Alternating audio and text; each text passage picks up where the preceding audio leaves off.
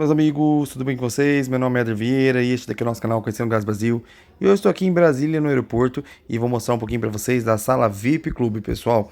Essa sala aqui é imensa e tenho certeza que vocês vão gostar. Vamos lá comigo? Mas antes disso, inscreva no canal, deixa o like, valeu!